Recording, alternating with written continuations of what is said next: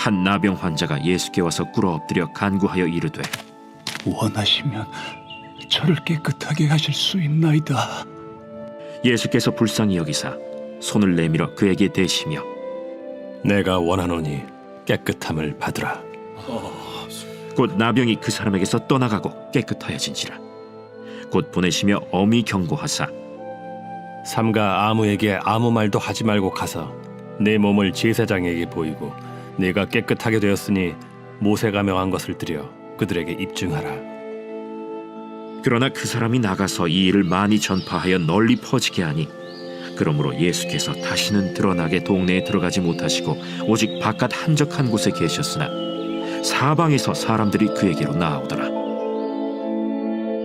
오늘 주시는 이 귀한 말씀을 통해서 왜 우리가 평생을 예수님 복음 전하며 전도의 삶을 살아가야 하는가, 그 주님의 마음을 온전히 잘 깨달아 참 부족함이 많지만 그럼에도 주님과 함께 예수님의 사랑을 나누며 오늘도 예수님의 은혜를 흘러보내는 믿음의 삶을 살아가기를 원합니다. 하나님 함께하여 주옵소서. 믿음으로 고백하며 주님의 은혜를 갈망하시는 저와 여러분들 되시기를 주님의 이름으로 축원합니다. 우리가 복음을 전하며 예수님의 영광을 위해서 삶을 살아가야 한 이유는 우리에게 하나님이 이 귀한 사명을 부여해 주셨기 때문이에요. 하나님은 우리에게, 각 사람에게, 여러분 각자에게 주님 주시는 이 귀한 사명을 주님이 허락해 주셨습니다. 사명자는 그야말로 세상의 흐름 가운데 세상과 발맞추어 살아가는 것이 아니라 예수님의 말씀대로 오늘도 부족하지만 철저히 주님 뜻을 따르려고 순종으로 살아가는 사람들이겠죠. 그래서 우리 성원교회는 복음으로 영혼을 살리는 교회, 복음을 통하여 영혼을 회복시키는 이 귀한 사명 앞에 온 성도들이 한 마음 한뜻 이루어 충성하며 기도하며 나아가고 있습니다. 요즘에도 저는 날마다 기도합니다. 교회 주변에 살아가고 있는 많은 영혼들, 적어도 이 월계 이동에 살아가고 있는 2만 5천 명의 영혼들이 있다고 해요. 그 영혼들에게 우리 교회를 통해서 예수님의 복음이 그 영혼들에게 한 번 이상은 꼭 전해지게 해달라. 교회 앞마당을 오늘도 어김없이 드나들고 있는 많은 이 지역의 영혼들에게 오늘도 예수님의 사랑을 나누는 교회 되게 해달라. 교회 뒤편에 저 초한산이 시온산이 되게 해주시고 그 시온산을 올라가는 많은 등산객들에게 예수님의 귀한 사랑을 작게라도 베풀 수 있는 축복의 교회가 되게 해달라. 늘 저는 새벽에 주님 앞에 기도하며 주님의 은혜를 갈망하고 있는 과정 속에 있습니다. 세계 열방을 향한 선교 역시나 마찬가지예요. 우리가 지난해의 웨일즈 선교와 올 초에 그런 인도 선교를 통해서 왜 예수 그리스도의 복음이 필요한가, 그 이유에 대해서 우리 선교팀원들과 우리 교회는 조금이나마 주님의 마음을 잘 알게 되었습니다. 지금도 복음이 필요한 영혼이 전 세계에서 울부짖고 있는 가운데 있어요. 가까이에 있는 우리 동족인 북한만 해도 40여만 명의 그러한 지하교회 성도들이 그 교회에서 믿음을 지키며 오늘도 주님의 은혜와 긍휼을 구하고 있다는 소식을 듣고 있습니다. 특별히 정치범 수용소에 갇혀있는 기독교 신앙인들이 약 7만 명 정도 된다는 그런 추산을 본 적이 있습니다. 그 북한의 그러한 나라는요, 다른 신을 섬기는 것을 완전히 불법으로 간주하는 그러한 나라잖아요. 그래서 이 북한은 22년 연속입니다. 세계 기독교 박해국가 1위라고 하는 그 오명을 22년 연속 지금도 뒤집어 쓰고 있어요. 그럼에도 불구하고 신앙의 대를 이어온 지하교회 그루터기의 성도들, 또한 북한 주변의 중국이나 타국에서 예수 그리스도의 복음을 듣고 북으로 다시 돌아가서 예수 그리스도의 복음을 지금도 나누고 있는 믿음의 동포들, 이분들을 통해서 예수님을 믿어 신앙생활하고 있는 믿음의 동포들이 40여만 명이 넘는다라고 하는 그러한 이야기가 있습니다. 사랑하는 여러분, 어떻습니까? 예수님의 복음을 전하는 것, 특별히 전도와 선교를 통해서 영혼 구원의 행진을 감히 우리가 멈춰서는 되겠습니까? 우리 하나님께서는 지난 주일에도 그리고 오늘 이 주일 아침에도 마찬가지입니다. 은밀하게 기도하고 당당하게 예수님 복음 전하는 우리 성원교회를 주님은 앞으로도 분명히 귀한 도구로 주님은 사용하여 주실 줄 믿습니다. 이 지역을 정말로 잠자는 이 지역을 깨우는 영적인 나팔수로 하나님은 우리 교회를 사용하여 주실 것이고 나라와 민족을 위해서 기도의 불쏘시개가 되는 교회로서 하나님은 우리를 주님은 친히 인도하여 주실 것이고 세계 열방을 향하여 수많은 선교사님들을 파송하며 선교사님들을 기도로 후원하는 하나님 거룩한 복된 교회가 될 수 있도록 주님께서는 우리 교회를 통해서 큰 일들을 행하여 주실 줄 믿습니다. 이 주님의 거룩한 비전 앞에 오늘 말씀의 제목처럼 계속해서 주님 앞에 기도하며 삶의 현장에서 예수님 복음 전하는 데에 부족함이 없기를 원합니다. 주님 늘 은혜 허락하여 주옵소서. 두 손 모아 주님의 은혜와 긍휼을 구하는 저와 여러분들 되시기를 다시 한 번 더 주님의 이름으로 축원합니다. 우리는 오늘 본문에 주시는 말씀을 통해서 왜 전도해야 하는가라는 부분에서 두 가지로 우리 주님의 마음을 잠시 살펴보기를 원하는데요. 그 중에서도 첫 번째입니다. 왜 전도해야 되는가? 예수님이 가장 기뻐하시는 것이기 때문이에요. 예수님이 가장 기뻐하시는 것이기 때문에. 오늘 이 본문의 말씀에서 예수님께서는 한적한 곳에서 기도하시며 곧장 복음을 또 전하셨어요. 여러 군데를 두루 다니시며 복음 전하시며 가시는 곳마다 놀라운 일들을 주님은 행하여 보여주셨죠. 그러자 이 예수님에 관한 소문이 굉장히 빠른 속도로 이 지역 사람들에게 퍼져나가기를 시작을 합니다. 사실 기도하며 전도하는 것, 전도하며 기도 생활에 집중하는 것은 우리 믿음의 사명자들의 삶에 있어서는 가장 큰 능력의 원천이잖아요. 왜 그런가? 물론 예수님은요, 오늘 이 본문의 말씀에서 우리는 이렇게 생각을 해요. 우리와는 예수님 다르다. 우리와는 다른 분이시기 때문에 그냥 기도 없이도 가시는 곳마다 기적과 이사를 베풀어 주시는 분이 아니신가라는 생각을 하지만 예수님 역시나 기도하며 전도하는 것에 있어서 왜 중요하게 여기셨는가? 그 기도의 자리, 매일 주님 앞에 엎드리고 있는 그 기도의 자리에서 하늘 아버지의 능력을 매 순간 경험하며 그 능력에 힘입어서 매일 주시는 사명의 현장에서 최선을 다해야 한다는 것을 예수님이 누구보다도 잘 알고 계셨기 때문이었습니다. 또한 전도와 선교의 현장은요, 우리 선교 다녀오시는 분들 알겠지만 또한 전도에 계속해서 노방전도하고 계시는 우리 권사님들, 집사님들 잘 알고 계시잖아요. 전도와 선교의 현장은 그야말로 영적 전쟁터입니다. 어떠한 일들이 어떻게 벌어질지 아무도 예측할 수 없는 그 현장이 바로 전도와 선교의 현장이에요. 그래서 오늘 이 본문의 말씀에도 예수님 어떻게 하셨죠? 지난 주일에 우리 예수님 은밀하게 기도하셨습니다. 은밀하게 기도했다는 것은요, 하나님과 주님 예수님과의 그 기도의 장소에서 조용히 남들 알 수 없는 그 장소에서 조용히 하나님과 독대하셨다는 것을 의미해요. 그리고는 이 시간을 마치시고 곧장 삶의 현장에서 복음 전하시죠. 39절 말씀에 이런 말씀이 있습니다. 지난주일 다루었던 말씀인데요. 39절을 한 번 더 읽어볼게요. 시작. 이에 온 갈릴리에 다니시며 그들의 여러 회당에서 전도하시고 또 귀신들을 내쫓으시더라. 아멘. 우리 예수님의 일상이었습니다. 이러한 예수님의 소문을 들었던 오늘 본문의 문둥병 환자, 나병 환자가 마음에 희망이라고 하는 것이 싹트기를 시작을 합니다. 예수님이라고 불리는 분이 하나님의 아들이시라고 하는데 놀라운 기적과 이사를 행한다고 하네. 사람을 고쳐주시고 불치병을 고쳐주시고 죽은 자들도 살려내시고 악한 귀신들을 순간 예수의 이름으로 쫓아내신다고 하네. 이 소식을 들으니 나병 환자의 마음이 요동치기를 시작을 합니다. 어떠한 요동이요? 희망이라고 하는 요동.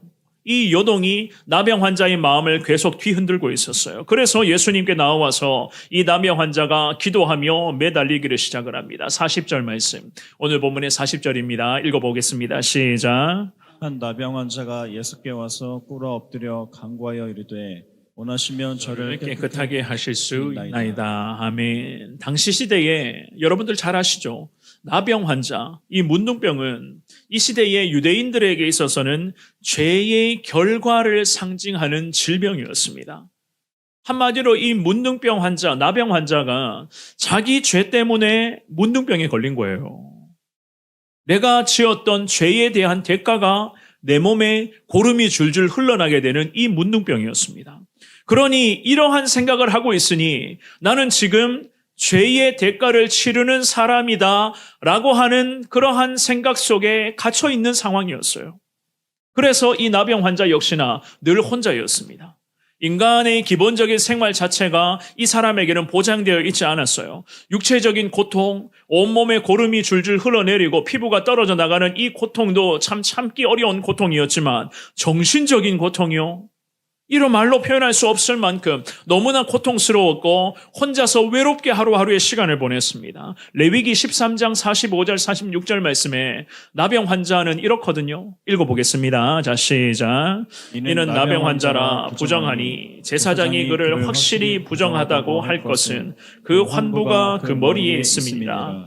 나병 환자는 옷을 찢고 머리를 풀며 윗입술을 가리고 외치기를 부정하다 부정하다 할 것이요. 아멘. 레위기의 율법에 이 시계의 법이 이랬어요. 나병 환자들은 옷을 찢고 머리를 풀며 윗입술을 이렇게 가리고는 외쳐야 됩니다. 사람들 앞에서 사람들이 자기에게 다가오면 외쳐야 돼요. 나 부정한 사람이니 내게 가까이 오지 마십시오 라는 것이 법으로 정해져 있었습니다. 그러니 이 사람의 삶이 어땠을까? 이 사람에게는 그냥 우리가 흔히 하는 말로 노랑딱지가 붙어 있는 거예요. 그러니 사람들이 이 사람에게 가까이 올 수도 없었을 뿐더러 이 나병 환자가 보통 사람들 사이에서 살아간다는 것은 법을 어기는 것과 마찬가지였어요. 이런 처지의 나병 환자가 오늘 이 본문의 말씀에 보시면 예수님께 희망을 갖고 찾아옵니다. 예수님을 만나러 왔어요. 우리가 지난 주일에 말씀을 살펴보셨죠. 우리 예수님은 한적한 곳, 특별히 은밀한 기도 장소에서 아버지 하나님과 독대하시며 기도를 통하여서 매일의 사역 앞에 예수님 충성하셨습니다. 기도하고 전도하시며 기도하고 사람 만나시고 기도하며 영혼을 치료해 주시며 기도하며 질병과 귀신 들린 자들 전부를 기도 중에 주님이 치료하는 삶을 살고 계셨거든요. 그 지난주일의 말씀에서도 그리고 오늘 이 본문의 말씀에서도 제가 말씀을 준비를 하면서 이런 생각을 계속 되뇌이게 되었습니다. 기도하며 복음을 전하는 것, 기도하며 전도하는 것, 기도하며 영혼을 찾아가고 섬기며 그 영혼의 모든 일거수일투족을 하는 것은 오늘 이 본문의 말씀에 보면 가장 축복의 열매인 것을 우리는 예수님을 통해서 알 수가 있는 거예요. 왜 그런가? 자, 나병 환자가 예수님을 찾아왔다는 것 자체만으로도 사실 대단합니다. 대단한 것이었어요. 왜냐? 법이라고 하는 이 테두리를 이 나병 환자가 예수님을 향한 믿음으로 지금 뛰어넘었거든요. 법적으로 이 사람은 예수님뿐만이 아니라 아예 사람을 만나면 안 되는 사람이에요. 그런데 이 나병 환자가 예수님께 찾아왔다고 성경은 그렇게 말씀을 합니다. 왜 이럴까? 이 나병 환자가 예수님을 찾아왔죠. 그렇다면 이 나병 환자의 믿음이 대단했기 때문에 예수님을 찾아왔을까요? 이 나병 환자의 마음에 예수님을 향한 강한 믿음이 이미 있었기 때문에 이 나병 환자가 예수님을 찾아왔을까요? 물론 나병 환자에게 예수님을 향한 믿음은 있었습니다. 하지만 제가 이 말씀의 흐름을 준비를 하면서 깨달았다는 것은 이 나병 환자가 예수님을 찾아오게 된 가장 결정적인 이유는요, 기억하십시오.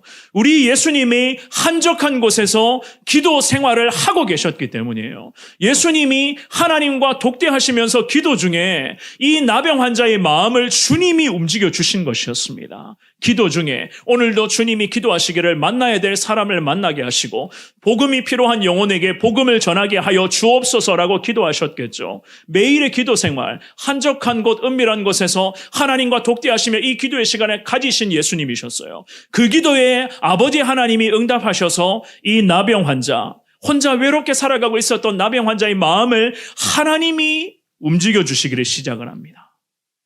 철저히 혼자서 소외된 상태로 살아갔던 사람이었습니다. 그것도 법적으로 정해져 있는 것이었기 때문에 자기 의지와는 관계없이 혼자서 외롭게 평생을 살아갈 수밖에 없는 인생이 오늘 본문에 등장하고 있는 이 나병 환자였어요. 그런 그가 오늘 본문의 40절에 보시면 뭐라고 이야기를 합니까? 40절 말씀 한 번 더 읽어볼까요? 자, 시작. 나병 환자가 예수께 와서 꿇어 엎드려 간구하여 이르되 원하시면 저를 깨끗하게 하실 수 있나이다. 아멘. 예수님께 나병 환자가 찾아왔죠. 율법에 의해서 사회활동 자체가 금지된 사람인데 율법의 고리를 믿음으로 띄어내며 예수님께 용기 내어 찾아왔어요. 제가 말씀을 준비를 하면서 이 나병 환자의 이러한 예수님을 찾아왔다는 모습에 우리 예수님의 은밀한 기도, 예수님의 한적한 곳에서 매일 기도하셨는데 그 기도의 능력이 나병 환자의 심령을 주님이 움직여 주셨던 거예요. 아무리 몸에 고름이 흘러내리는 나병 환자라 할지라도 사실 법적으로 얽매여 있었던 인생이었어요. 보통은 이렇게 생각을 하게 됩니다. 이런 사람들은요, 그냥 이렇게 살다가 죽어야지. 자영이 살다가 남들에게 피해는 주지는 말아야지. 그냥 이렇게 살다가 세상과 이별해야지. 가족과 자녀들이 나 때문에 피해받으면 안 되잖아. 라고 하는 것이 보통 이런 처지에 놓여 있는 분들의 일반적인 생각이죠. 그죠? 죄를 짓거나 뭐 여러 가지 그런 어두움 속에서 참 법적으로 딱 얽매여 있는 삶을 살아가는 분들은 보통 이런 생각을 하게 돼요. 모든 것이 다 부정적입니다. 혼자서 외롭게 시간을 보내는 분들이 참 많이 있어요. 그런데 오늘 이 본문의 말씀에서 나병 환자, 무슨 이유였는지는 모르겠지만 예수님의 소문을 듣고 믿음이 생기며 그 믿음이 이 나병 환자의 용기를 막 일으키게 합니다. 그에게 믿음이 생겨나게 된 것, 그가 용기를 낼 수 있었던 가장 중요한 원인은 무엇인가? 사랑하는 여러분, 우리 예수님의 한적한 곳에서 매일 기도하셨던 그 기도가 이 나병 환자의 마음을 움직이게 되고 이 마음의 용기라고 하는 것을 주님이 허락해 주신 능력의 원천이 되었던 거예요. 왜 그런가? 나병 환자의 모습을 한번 보십시오. 40절 말씀에서 그가 이어지는 여러 가지 그런 신앙의 고백을 하는데요. 우리의 마음, 정말로 나병 환자의 신앙 고백에 우리 마음을 참 뜨겁게 하고 있습니다. 40절에 보시면 하반절에 이런 고백을 하죠. 원하시면 저를 깨끗하게 하실 수 있나이다. 원하시면 저를 깨끗하게 할 수 있나이다. 나병 환자의 믿음으로 당당한 주님 앞에서의 신앙 고백이었습니다. 대단한 고백이죠. 그죠? 이 나병 환자가 예수님을 향한 믿음이 확고하였습니다. 그래서 예수님은 반드시 나를 고쳐주실 수 있다는 이 믿음으로 여기까지 달려오게 된 거예요. 그런데다가 이 나병 환자의 믿음이 왜 당당한 믿음이었는가? 예수님께 이런 고백을 하고 있죠. 원하시면 저를 깨끗하게 하실 수 있나이다. 무슨 의미인가 하면 예수님 저 고쳐주시기 원하시잖아요. 예수님 저 살아나기를 예수님 원하고 계시잖아요. 제가 예수님의 복음으로 새로운 인생으로 거듭나기를 예수님 원하고 계시잖아요. 라는 이러한 고백을 했던 거예요. 이미 이 나병 환자는 예수님의 마음, 우리 예수님이 가장 기뻐하시는 것이 무엇인가? 예수님이 가장 소중하게 여긴 것이 무엇인가를 이 나병 환자가 신앙 고백을 통해서 명확하게 깨닫고 있었습니다. 그것이 무엇인가 하면 영혼이 구원받고 영혼이 살아나는 거고 영혼이 예수님 안에서 새로운 삶을 사는 것임을 나병 환자가 누구보다도 잘 알고 있었습니다. 사랑하는 여러분, 이 나병 환자 가운데 어떻게 이러한 일들이 일어날 수 있었을까? 제가 말씀을 준비하고 묵상을 하면서 그동안 이 본문의 말씀을 저도 설교를 해봤고 많이 이 말씀을 묵상을 해봤었는데요. 그때와 이번 말씀을 준비하면서 주시는 하나님의 은혜는 차원이 달랐습니다. 자, 말씀의 흐름을 잘 보시면은요. 그동안 여러분들, 나병 환자의 모습은 보통은 이렇게 생각을 해요. 이 사람의 믿음이 참 대단했다. 우리는 보통 이 말씀을 들으면 이 사람의 믿음이 참 대단했구나 라는 것만 생각을 합니다. 그런데 오늘 이 본문의 말씀에서 제가 말씀을 준비하면서 다시금 깨달게 된 것은 나병 환자의 이러한 믿음 있는 모습, 믿음이 강한 모습은요, 왜 이러한 모습이 나타나게 되었는가? 좀 전에도 말씀을 드렸죠. 우리 예수님의 한적한 곳에서 기도하신 결과물이 나병 환자에게 기적으로 지금 이어지게 된 거예요.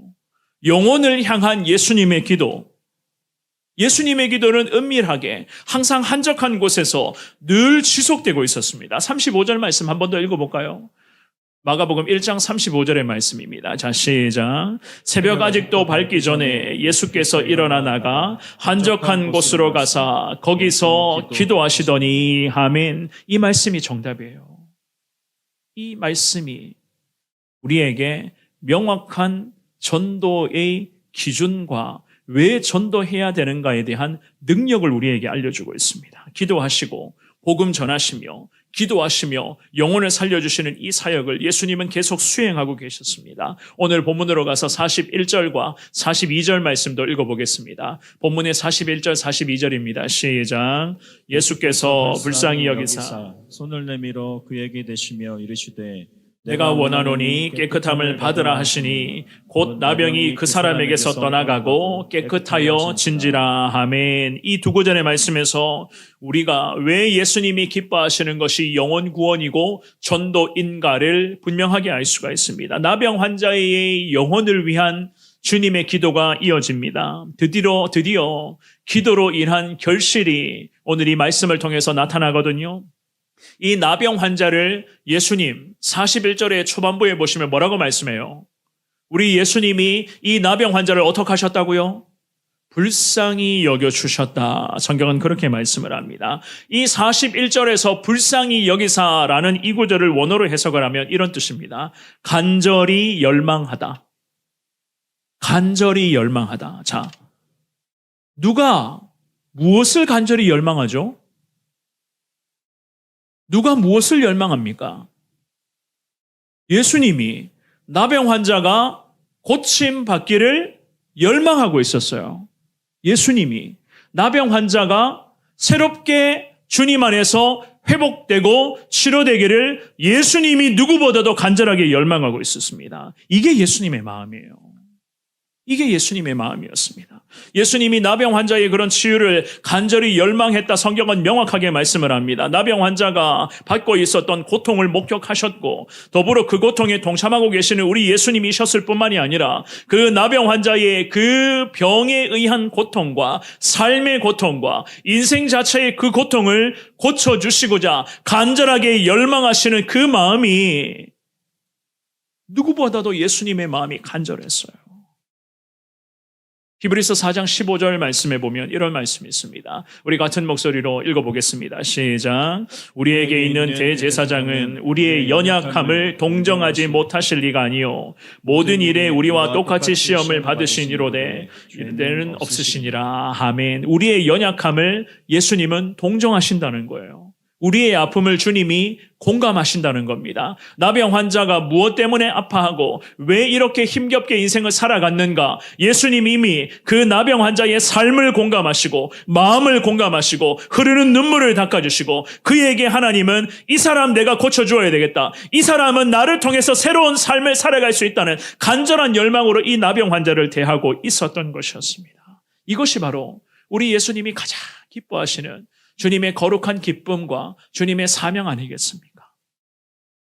우리 성원교회의 자랑이라고 할까요? 사실 자랑이 아니라 당연한 것인데요. 기도하며 전도하는 것, 기도하며 선교하는 것, 기도하며 구제하고, 기도하며 영혼을 돌보고, 기도하며 항상 주님의 은혜를 갈망하는 이 모든 과정들 아니겠습니까? 사랑하는 여러분, 기도의 자리에서 주님의 능력에 힘입어 주변의 많은 영혼들에게 변함없이 예수님을 전할 수 있는 여러분들 되시기를 바랍니다. 왜 예수님을 전하셔야 됩니까? 우리 예수님이 간절히 열망하세요. 오늘도 예수님을 만나 많은 사람들이 새로운 삶을 살아가도록 예수님의 복음으로 수많은 영혼이 구원받기를 예수님 간절하게 열망하신다. 이것이 바로 예수님이 가장 기뻐하시는 것임을 깨달아서 오늘 말씀의 제목처럼 주님 앞에 늘 기도하시고 삶의 현장에서 당당하게 복음 전하시는 데 부족함이 없는 우리 성원교회 온 성도들의 삶이 될 수 있기를 주님 이름으로 축원합니다. 두 번째, 전도함에 있어서요. 내 생각이 아니라 예수님의 복음만 전하셔야 돼요. 예수님의 복음만을 전하라. 자, 43절과 44절의 말씀입니다. 두 구절의 말씀을 같은 목소리로 읽습니다. 시작. 곧 보내시며 엄히 경고하사 이르시되 삼가 아무에게 아무 말도 하지 말고 가서 내 몸을 제사장에게 보이고 내가 깨끗하게 되었으니 모세가 명한 것을 드려 그들에게 입증하라 하셨더라. 아멘. 우리 예수님은 나병 환자를 치료하셨습니다. 고쳐주셨어요. 그런데 43절, 44절 말씀에 보시면 우리 예수님 경고하시죠. 어떠한 경고를 하시는가요? 나병, 문둥병을 치료받은 이 놀라운 사실을 예수님이 경고하시듯 말씀하세요. 사람들에게 알려서는 안 된다는 말씀이었습니다. 왜 이러한 말씀을 하셨는가? 우리 예수님은요, 그저 사람들에게 신통방통 하시는 분, 그냥 병만 잘 고쳐주시는 분, 대단한 능력만 보여주시는 분으로서 인식되는 것을 예수님이 극히 경계하고 계셨거든요. 여러분들이 아시는 것처럼 예수님 시대에 당시의 유대인들은 자기 민족들이 로마 식민 지배를 받고 있었기 때문에 이 지긋지긋한 식민지로부터 벗어나게 할 수 있는 강한 지도자들을 열망하고 있었습니다. 그 지도자 중에서 예수님이라는 분이 굉장한 능력을 갖고 있고 사람들의 삶을 바꾸어주고 질병을 고쳐주고 악한 영들을 쫓아내신다고 하니 이 예수라고 불리는 사람이 우리 민족의 진정한 정치적인 지도자가 되기를 원한다라고 하는 이 마음을 가지고 있었어요. 그런 찰나에 예수님이 정치적인 메시아로 인정받게 된다면 어떻게 되겠습니까? 과연 예수님이 이 땅에 오신 진정한 목적을 이루어 가실 수 있겠어요? 마태복음 1장 21절 말씀에 이런 말씀이 있죠. 우리 같은 목소리로 말씀 읽어봅니다. 시작. 아들을 낳으리니 이름을 예수라 하라. 이는 그가 자기 백성을 그들의 죄에서 구원할 자이심이니라 하니라.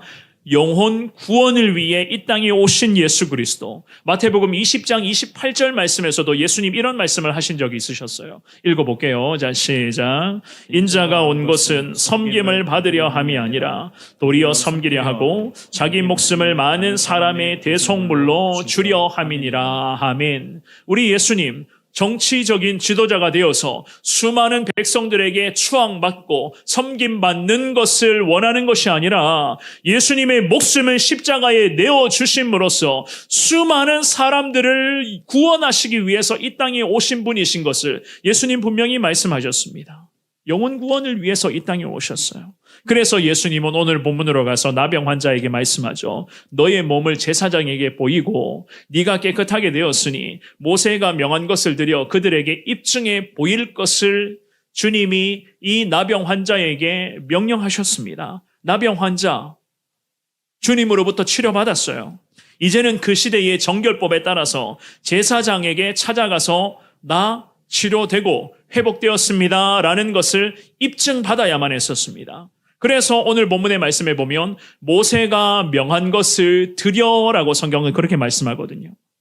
모세로부터 받았던 율법에 따라 절차를 밟으라는 거예요. 왜냐하면 당시 시대의 유대인 사회에서는요, 제사장들만이 나병 환자가 치료되고 고침받았다는 것을 확인할 수 있었기 때문에 그것을 제사장이 확인해서 이 사람 이제 나았습니다. 고침받았습니다. 정결케 되었습니다. 라고 하는 것을 제사장이 선언할 수가 있는 것이 법으로 정해져 있었습니다. 그렇다면 오늘 예배에 나오신 사랑하는 여러분, 예수님께서는요, 나병 환자에게 왜 이러한 절차를 정확하게 정해진 대로 왜 이러한 절차를 밟으라고 명령을 하셨을까요?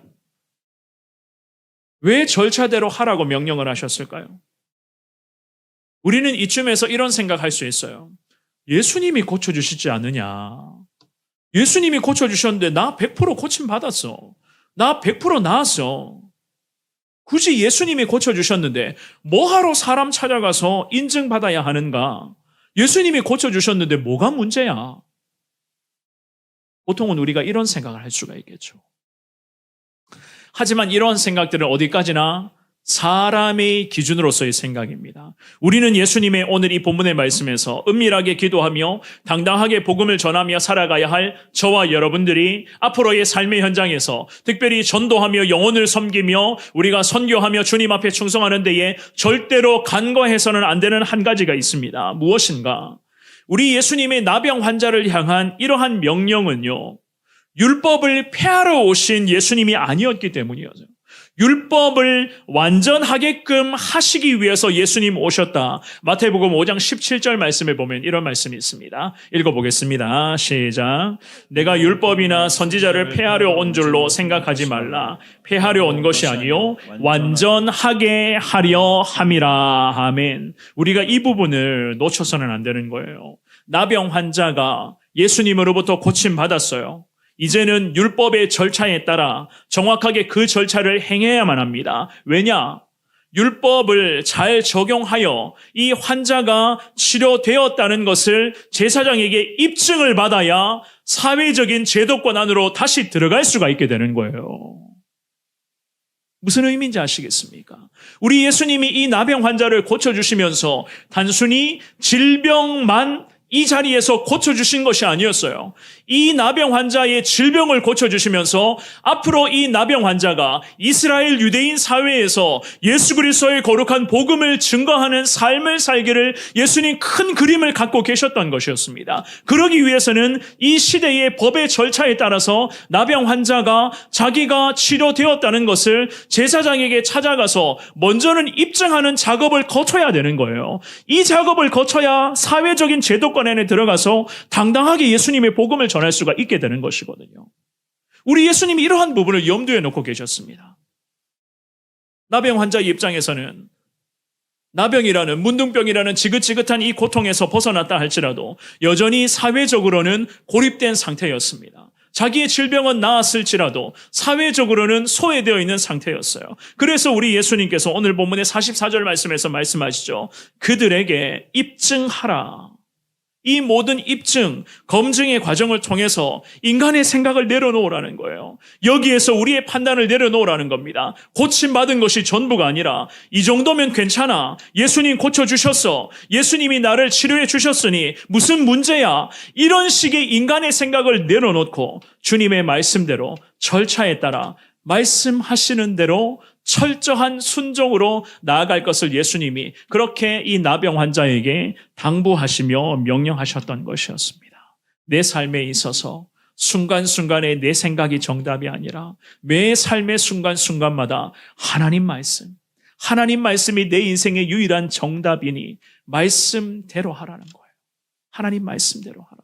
이 나병 환자의 앞으로의 삶을 예수님은 다 염두에 놓고 그 사회적인 제도권 안에 다시 입증받아 들어가서 그 사회 속에서 사람들에게 깜짝 놀랄 만한 예수를 전할 수 있는 믿음의 사람으로 살아갈 것을 예수님이 다 계획해 놓으시면서 제사장에게 찾아가서 네가 고침받았다는 것을 입증해야 된다. 그런 명령을 하셨던 것이었습니다. 우리가 전도하며 복음을 전할 때에 특별히 여러분들이 셀 가족들과 함께 셀 모임을 하시고 영적인 교제를 나눌 때도 마찬가지입니다. 전도하시면서 복음을 듣는 대상자들에게 사실 전도가 힘들죠. 전도하는 게 힘들어요. 한두 번 전도해보고 안 되면 참으로 참 마음이 괴롭습니다. 그런데 그 전도하는 과정 속에서 힘들기 때문에, 어렵기 때문에 우리가 이런 실수를 할 때가 간혹 있을 것 같아요. 전도하면서 예수님 믿어봐. 예수님 믿어봐. 한 번만 예배 나와봐. 한 번만 교회 나와봐. 그냥 예배 나와서 대충 빨리 예배 드리고 나하고 시간 보내면 되잖아. 혹시 전도할 때 이런 이야기 해보셨어요? 그냥 한 번만 나와서 예배 한 번만 드리고 그냥 나랑 시간 보내자. 예배는 금방이야. 1시간 안에 다 끝나. 이런 식의 전도, 이런 말 해보셨습니까? 셀 모임을 하실 때, 셀 가족들과 함께 영적인 교제를 나누실 때 혹시라도 이런 말 하신 적 있는지 모르겠습니다. 예배만 안 빠지면 돼. 그냥 예배만 잘 드리면 되잖아. 사랑하는 여러분. 맞아요. 맞는 말입니다. 예배 잘 드리셔야 돼요. 예배 잘 드리셔야 됩니다. 그런데 우리가 예배만 잘 드리면 돼라고 하는 것은 우리 생각이에요. 예배 드리면서 예배를 통해서 그 하나님 주신 은혜를 통하여 삶의 현장에 과연 진정한 예배자로서의 삶을 살아가야 한다는 이 모든 삶의 나눔까지 우리는 다 일러주셔야 하는 것입니다. 오늘 본문에서 우리 예수님께서는 저와 여러분들을 위해서 우리의 영혼을 구원해 주시기 위해서 십자가의 목숨까지 버리셨어요. 영혼 구원이라고 하는 이 중차대한 사명 앞에 우리 예수님의 모습 잘 보십시오. 절대로 대충 하는 모습 하나도 없었습니다. 그렇다고 이 모든 사명을 그냥 함부로 여기지도 않으셨어요. 우리도 마찬가지입니다. 신앙생활 제대로 하셔야 되고 기도생활, 전도생활, 주님 앞에서의 말씀으로 순종하는 이 모든 삶, 주님께서 가르쳐 주시는 대로 제대로 신앙생활 해야만 하는 거예요. 오늘 이 본문의 말씀에서 나병 환자에게 예수님은 말씀 한마디로 그의 병을 순간 고쳐주셨습니다. 그리고 그 시대의 절차를 무시하지 말고 사람의 판단에 따라 그냥 대충 넘기지 말고 시대의 율법의 절차에 따르라 나병 환자에게 경고의 수준으로 당부하셨어요. 왜 이렇게까지 하셨는가? 이 모든 예수님의 말씀 앞에 내 생각 끼워 넣지 말라는 거예요. 내 판단 끼워 넣지 말라는 겁니다. 예수님의 말씀하셨으면 100% 예수님 말씀대로 내가 순종하겠습니다 라고 하는 이 신앙을 나병 환자에게 예수님은 기대하셨어요. 왜 이러한 기대를 하셨는가? 사회 속에 들어가서 이제는 사람들에게 예수님으로부터 고침받았다는 것을 증거케 하기 위한 우리 예수님의 큰 그림이 있었는데 안타깝게도 이 나병 환자는 자기의 이 생각을 이겨내지 못한 나머지 결국 일을 저질러 버렸죠. 그죠? 45절에 어떤 말씀이 있습니까? 오늘 본문의 마지막 45절 읽어볼까요? 자, 시작. 그러나 그 사람이 나가서 이 일을 많이 전파하여 널리 퍼지게 하니 그러므로 예수께서 다시는 드러나게 동네에 들어가지 못하시고 오직 바깥 한적한 곳에 계셨으나 사방에서 사람들이 그에게로 나오더라. 아멘. 예수님의 말씀 앞에 인간의 본성, 인간의 생각, 내 판단을 끊어내지를 못했어요. 사실요, 이 나병 환자의 모습을 보면 우리는 공감할 수 있습니다. 어떠한 공감을 하느냐? 지금까지 평생을 문둥병 때문에 억압받았잖아요. 문둥병 때문에 몸에 고름이 줄줄 흘러나가고 피부가 떨어나가는 그러한 아픔의 시간을 나병 환자가 홀로 보냈어요.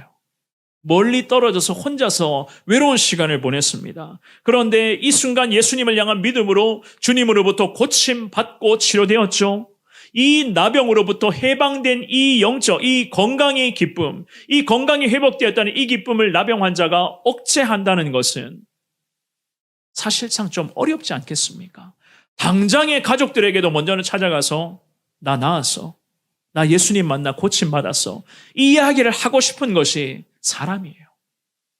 우리도 이 문둥병 환자의 상황이었다면 분명히 그랬을 것 같습니다. 아무리 예수님이 경고하셨어도 적어도 가족들이나 자녀들이나 여러분들 손주들에게 연락하셨겠죠. 그죠?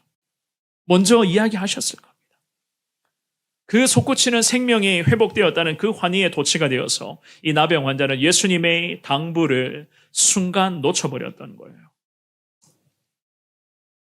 사랑하는 여러분, 은밀하게 기도하며 당당하게 복음 전하는 이 전도, 우리 예수님은 가장 기뻐하시는 것임을 오늘 이 본문의 말씀을 통해서 다시 한 번 더 저나 여러분 모두가 깨달을 수 있기를 주의 이름으로 축원합니다. 우리 예수님께서 기뻐하시는 전도와 선교 사역 앞에 영혼 구원이라고 하는 큰 주님의 비전 앞에 주님의 마음으로 기쁨과 감사로 동참하며 충성하겠다고 주님 앞에 그렇게 다짐해 보시기를 바랍니다. 그렇게 하기 위해서는요, 지난 주일에 주님이 이미 말씀을 하셨죠.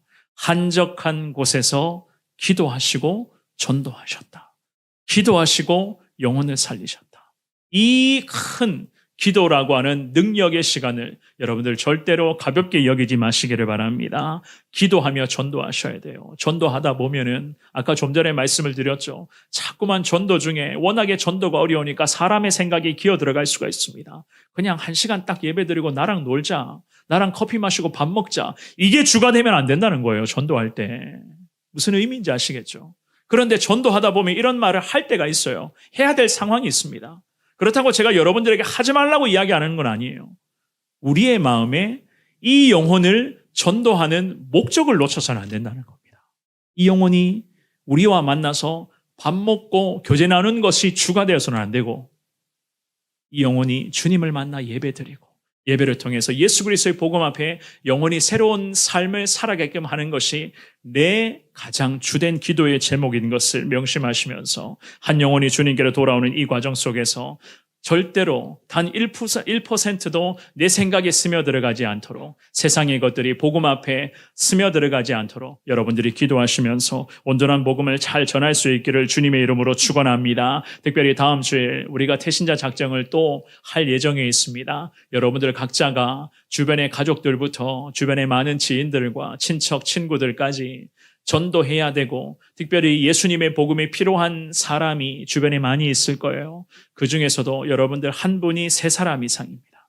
3사람 이상씩 그 영혼의 이름을 불러가며 하나님 전도하며 이 영혼에게 예수님 복음 전하며 기도하겠습니다. 주님 앞에 다음 주에 작정할 예정입니다. 이번 한 주간 기도하시면서 과연 하나님 어느 영혼이 예수님의 도움이 필요합니까? 이 나병 환자처럼 정말로 소외된 상태로 살아가는 영혼이 누구입니까?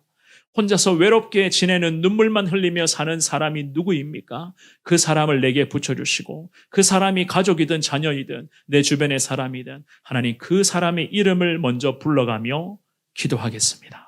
주님 앞에 그렇게 고백하시면서 하나님의 능력을 사모하여 이번 전도 가운데 큰 하나님의 은혜의 열매를 경험하여 주님 앞에 영광 올려드릴 수 있는 우리 성원교회 온 성도님들 될 수 있기를 주님의 이름으로 축원합니다.